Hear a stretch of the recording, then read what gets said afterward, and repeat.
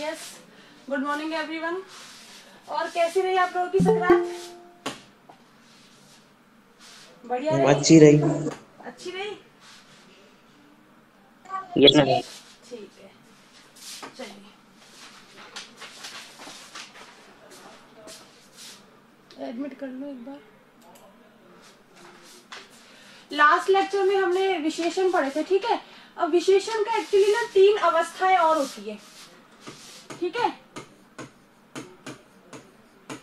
विशेषण की 3 अवस्थाएं, ठीक है। पहली अवस्था होती है मूलावस्था, ठीक है। दूसरी होती है उत्तरावस्था और तीसरी होती है उत्तमावस्था।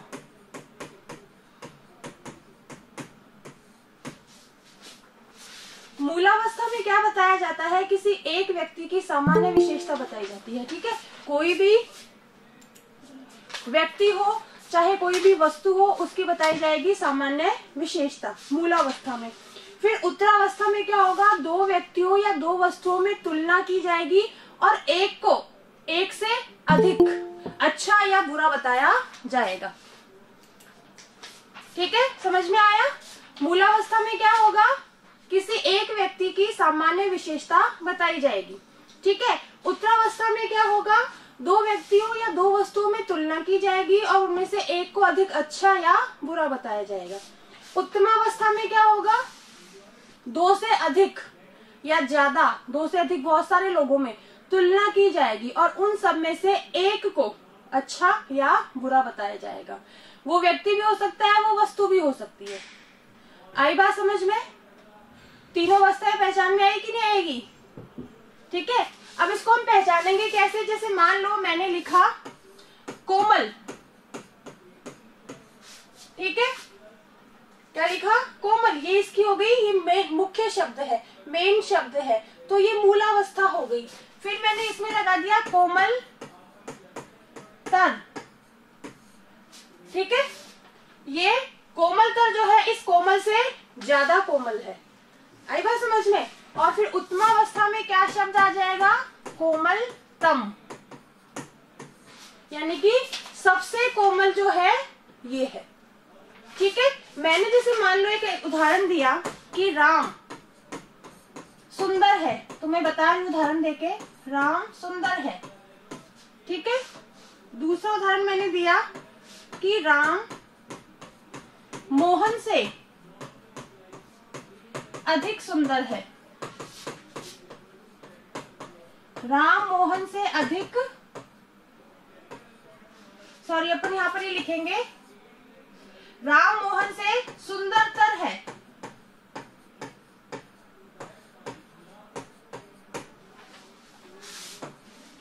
तीसरा हमने लिख दिया राम, रुक जाओ, राम सबसे सुंदर है। इसमें हम यहां पर ये लिखेंगे कि राम मोहन से सुंदर है, ठीक है। अब यहां पर क्या होगा? राम सुंदर है, ये क्या हो गई? इसकी मूलावस्था।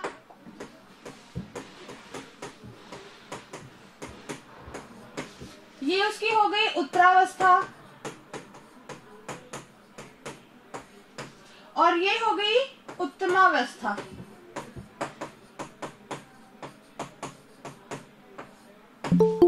ठीक है।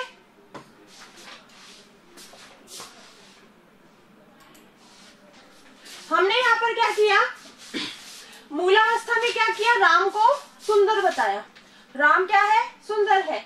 फिर मैंने इन दोनों में तुलना की, राम और मोहन दोनों में तुलना की कि दोनों में से कौन सुंदर है। तो मैंने बताया राम मोहन से सुंदर है, ये इसकी क्या हो गई? उत्तरावस्था, ठीक है। फिर राम सबसे सुंदर है, जितने भी लड़के हैं उन सब में से सुंदर राम है, तो ये हो गई इसकी उत्तमावस्था। मूलावस्था में सुंदर आ गया, ठीक है। अब इसमें आ गया उत्तरावस्था में क्या आ गया? सुंदरतर आ गया और उत्तमावस्था में आ गया सुंदर तम। आगे बात सबके समझ में ये वाली मूलावस्था, उत्तरावस्था और उत्तमावस्था समझ में आई कि नहीं आई, ये बताओ पहले। अब जल्दी बताओ। आ गई मैम। इसमें क्वेश्चन कैसे पूछेगा? इसमें क्वेश्चन पूछा जाएगा, मान लो मैंने 3 उदाहरण दे दिए, ठीक है, या मैंने उदाहरण दे दिया कि राम सुंदर है। अब मैं तुमसे पूछूंगी इसमें विशेषण की कौन सी अवस्था है। मैंने दे दिया राम मोहन से सुंदर है, मैं इसमें पूछ सकती हूँ कि ये विशेषण की कौन सी अवस्था है, ठीक है। तीसरा मैंने क्वेश्चन दे दिया राम सबसे सुंदर है, मैं ये पूछ सकती हूँ कि इसमें विशेषण की कौन सी अवस्था है। तुम बताओगे कि इसको देख के, वाक्यों को देखकर पहचानोगे कि इसमें मूलावस्था है, उत्तरावस्था है या उत्तमावस्था है। एक तो पूछने का तरीका ये हो गया, ठीक है। दूसरा मैंने पूछा, मैंने लिख दिया शब्द दे दिए तुम लोगों को, प्रिय, प्रियतर, और दे दिया मैंने प्रियतम। एक तो मैं तुम्हें वाक्य देके पूछ सकती हूँ, एक में तुम्हें शब्द देके पूछ सकती हूँ कि इन तीनों शब्दों की अवस्थाएं, विशेषण की अवस्थाएं बताइए। तो क्या तुम बता सकते हो अब? Yes ma'am. सब लोग बता सकते हो ना? Yes ma'am. ठीक है, तो ये प्रिय क्या उनसी अवस्था हो गई अपनी? मूलावस्था। मूलावस्था, ठीक है। दूसरी प्रियतर कौन सी अवस्था हो गई? उत्तरावस्था। उत्तरावस्था, ठीक है। और ये हो गई अपनी उत्तमावस्था। चाहे मैं वाक्य दूं, चाहे मैं शब्द दूं, तुम लोग पहचानोगे कि नहीं पहचानोगे, ये बताइए। पहचान लेंगे। सब लोग पहचान लोगे? Yes ma'am. ठीक है। अब जैसे मान लो मैं 2-3 अवस्थाएं और दे देती हूँ, तुम लोग को बता देती हूँ। जैसे मान लो योग्य हो गया, ठीक है,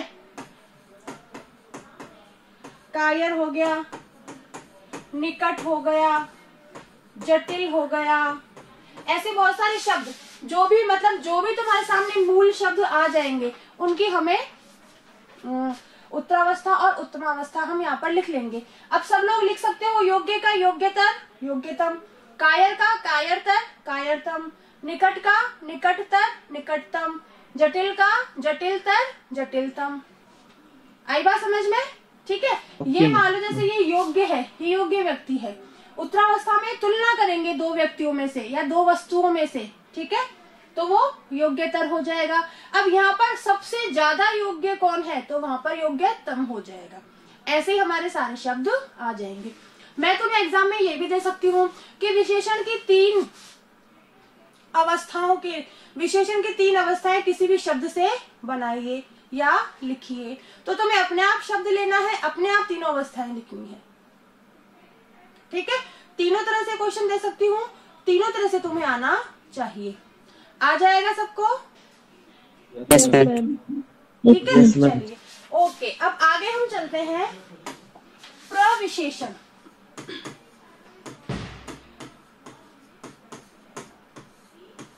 प्रविशेषण क्या होता है? जो विशेषण की भी विशेषता बताए, जो विशेषण की भी विशेषता बताए, उसे हम कहते हैं प्रविशेषण, ठीक है। जो विशेषण की भी विशेषता बताए उसे हम कहते हैं, उसे प्रविशेषण कहते हैं। जैसे मैंने लिखा, मान लो एक एग्जांपल मैं दे रही हूं तुम्हें,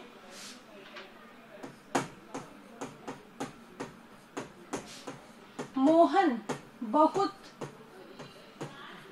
उद्दंड व्यक्ति है, ठीक है। दूसरा एग्जांपल मैंने दिया, सीता से अधिक साध्वी स्त्री नहीं सुनी गई, ठीक है।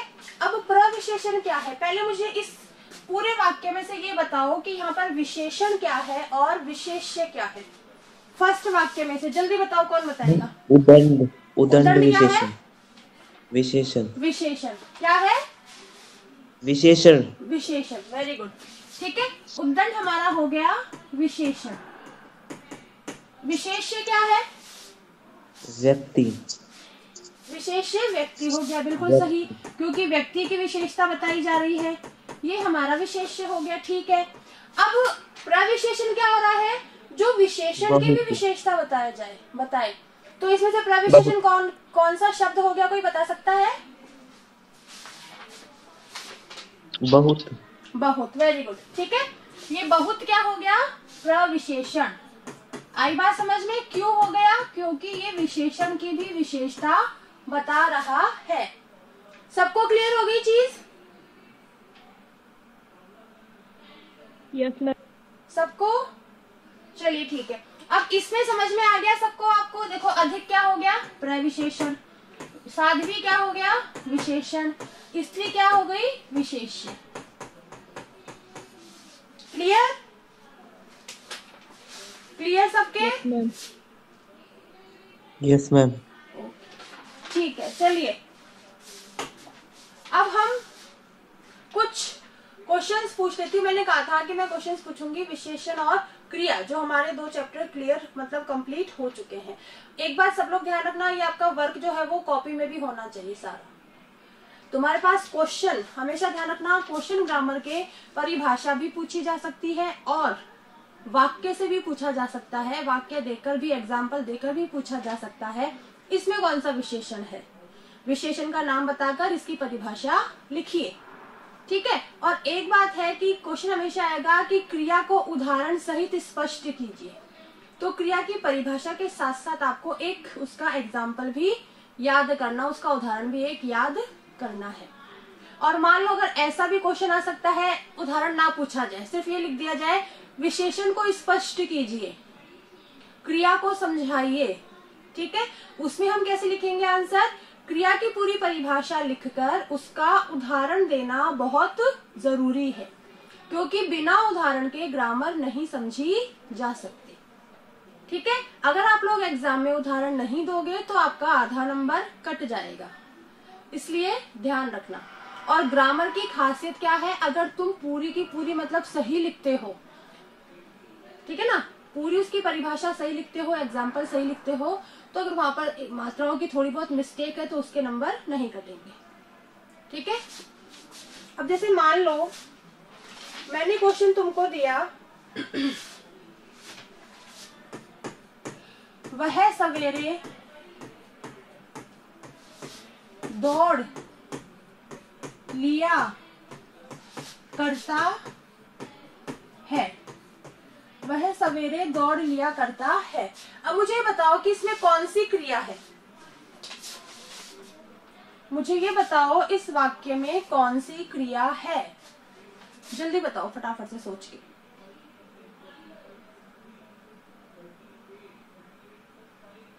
दौड़ना। कौन सी? दौड़ना। दौड़ नहीं, क्रिया कौन सा? क्रिया का कौन सा भेद है? प्रेरणार्थक क्रिया है, पूर्वकालिक क्रिया है, संयुक्त क्रिया है, कौन सी क्रिया है? सामान्य क्रिया है, पूर्वकालिक। हाँ, पूर्वकालिक। पूर्वकालिक क्यों? और कोई बताएगा? थोड़ा सा क्योंकि तेज बोलो। हाँ, 2 क्रिया आ रही है, दौड़ना और लिया। 2 क्रिया तो आ रही है, तो कौन सी क्रिया होगी? पूर्वकालिक। ना बेटा, ना ना। मैम संयुक्त क्रिया। कौन सी? संयुक्त क्रिया। यस यस, संयुक्त क्रिया। ठीक है, क्यों? क्योंकि यहाँ पर क्रिया आ रही है, दौड़ लिया करता, एक से अधिक क्रियाएं एक साथ आ रही है। और देखो पूर्वकालिक में मैंने बताया था, पूर्वकालिक में एक क्रिया समाप्त करके दूसरी क्रिया शुरू की जाती है, और पहचान के लिए उसमें क्या है? कर या करके लगाया जाता है। तो यहाँ पर हमारा कोई कर करके बीच में कहीं क्रिया में कर या करके नहीं आ रहा है, सिर्फ करता है। दौड़ लिया करता वो अलग चीज है, या तो कर या करके लगाया जाता है, वो होती है पूर्वकालिक क्रिया। और ये क्या हो गई? एक साथ 2-3 क्रियाएं आ गई तो ये हो गई संयुक्त क्रिया। आई बात सबके समझ में? ठीक है, दूसरी मैंने लिखा, अब देखो तुम पढ़ पढ़कर सोते हो, इस वाक्य में कौन सी क्रिया है? कौन बताएगा? तुम पढ़कर पूर्वकालिक सोते क्रिया। हो। अब बताओ। पूर्वकालिक क्रिया। पूर्वकालिक क्रिया। कौन सी क्रिया? पूर्वकालिक। पूर्वकालिक। क्यों है पूर्वकालिक क्रिया यहाँ पर, ये बताओ। मैम कर आ रहा है पढ़कर। हाँ, पढ़कर। ठीक है। और क्या, और दूसरा हम क्या समझ सकते हैं कि यहाँ पर पढ़ने की जो क्रिया है वो समाप्त हो गई और दूसरी क्रिया शुरू हो गई। ठीक है। फिर भी ना पहचानो तुम, ना समझो, मान लो पढ़कर कौन सी क्रिया समाप्त हुई या नहीं हुई, या दूसरी क्रिया कौन सी शुरू हो गई, तो क्या समझना है? कर या करके बीच में जरूर होगा। आई बात समझ में? तब हमारी कौन सी क्रिया हो जाएगी? पूर्वकालिक क्रिया। ओके।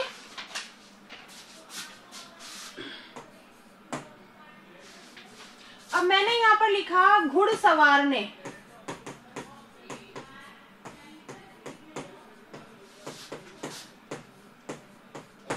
घोड़े को तेज दौड़ाया, कौन सी क्रिया होगी? घुड़सवार ने घोड़े को तेज दौड़ाया। अब बताओ कौन सी क्रिया होगी? प्रेरणार्थक क्रिया। प्रेरणार्थक क्रिया। Very good. क्यों? क्योंकि यहाँ पर जो घुड़सवार है वो खुद नहीं दौड़ रहा है, वो घोड़े को तेज दौड़ा रहा है। और प्रेरणार्थक क्रिया में क्या होता है? कर्ता स्वयं कार्य नहीं करता है बल्कि दूसरों से करवाता है। आई बात समझ में? जैसे मैंने मान लो चौथा उदाहरण लिख दिया कि अध्यापक ने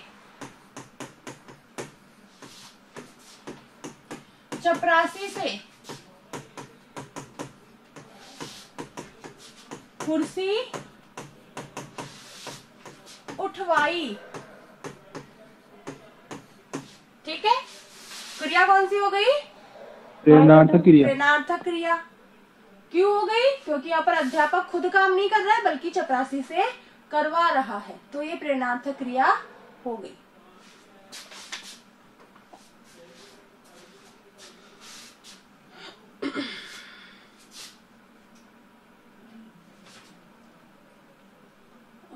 फिर अपना है वह स्नान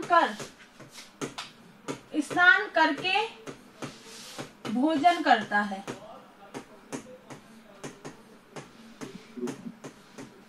कौन सी क्रिया हो जाएगी? पूर्वकालिक। पूर्वकालिक। ठीक है। स्नान करके, ये पहली क्रिया समाप्त हुई, दूसरी भोजन करना उसकी दूसरी क्रिया शुरू हुई, और यहाँ पर ये करके लगाया जा रहा है, इसलिए पूर्वकालिक क्रिया। ठीक है।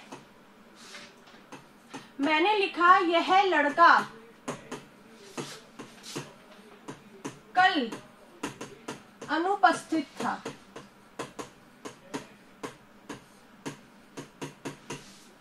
ठीक है। तीसरा लिखा मैंने यह मेरा घर है। इन दोनों वाक्यों में कौन सा विशेषण है, ये बताओ। कौन सा विशेषण है यहाँ पर? दोनों वाक्यों में एक ही विशेषण है।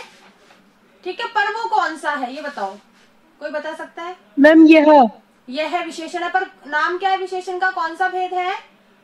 सार्वनामिक। सार्वनामिक। Very good. ठीक है। क्योंकि देखो सार्वनामिक विशेषण में क्या था? संज्ञा के आगे सर्वनाम लगेगा।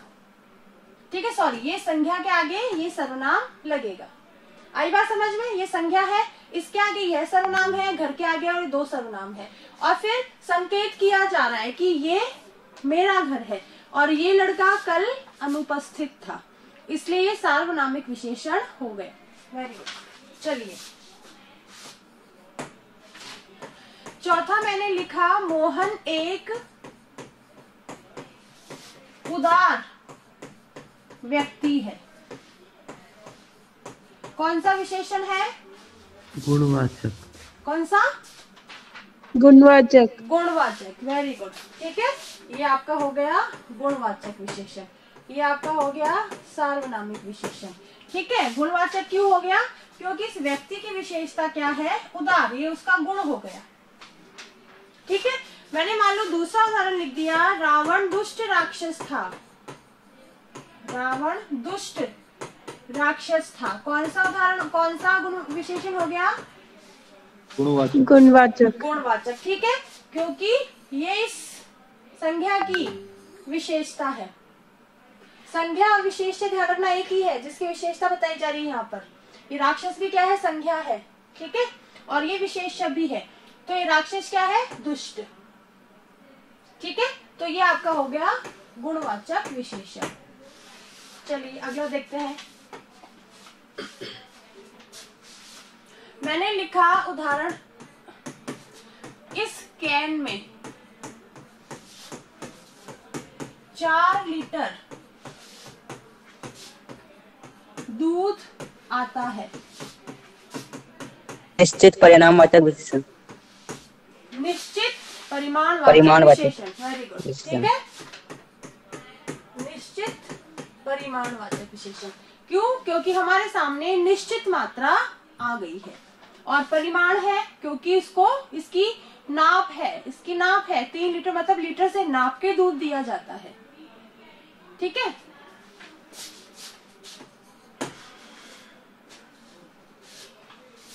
मैंने लिखा घर के बाहर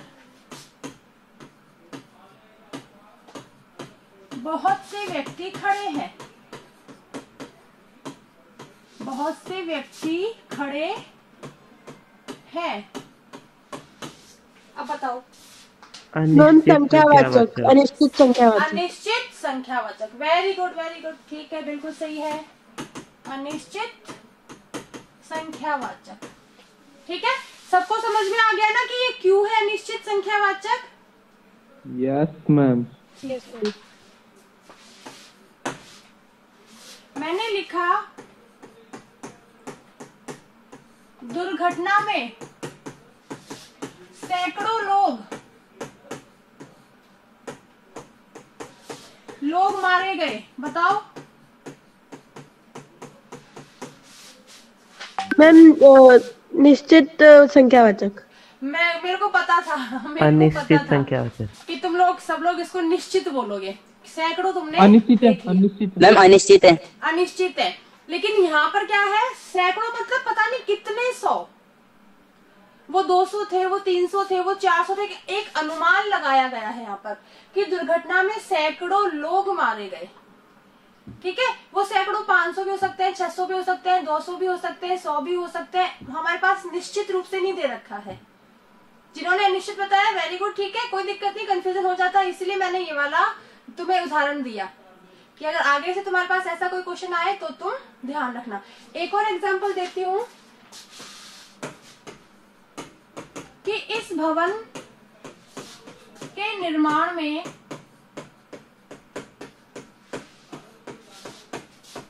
लगभग 2 लाख रुपए लगेंगे। अनिश्चित संख्यावाचक। अनिश्चित संख्यावाचक। अनिश्चित संख्यावाचक, ठीक है, अनिश्चित संख्यावाचक, क्योंकि यहाँ पर लगभग दे दिया, अनुमान दे दिया एक। लगभग 2 लाख मतलब 2 लाख से कम भी लग सकते हैं, ठीक है, 2 लाख से थोड़ा बहुत ज्यादा भी लग सकता है, लेकिन इतना एक अनुमान लगा लिया है कि 2 लाख रुपए लगेंगे, ठीक है। तो ये हमारा कौन सा हो गया? अनिश्चित निश्चित संख्यावाचक। ठीक है।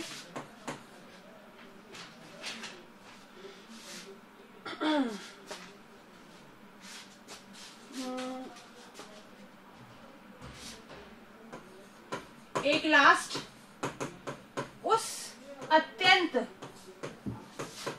भयभीत बालिका को पुलिस अपने साथ ले गई।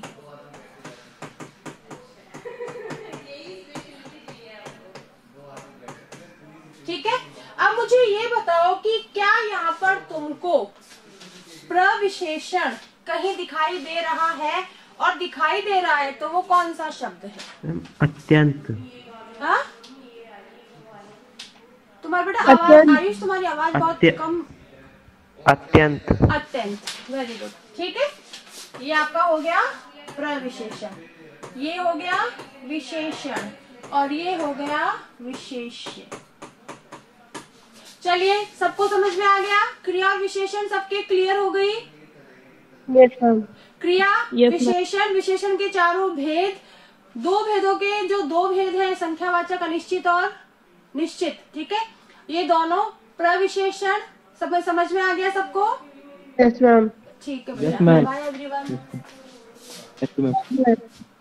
Thank you ma'am. Thank you okay ma'am. बेटा।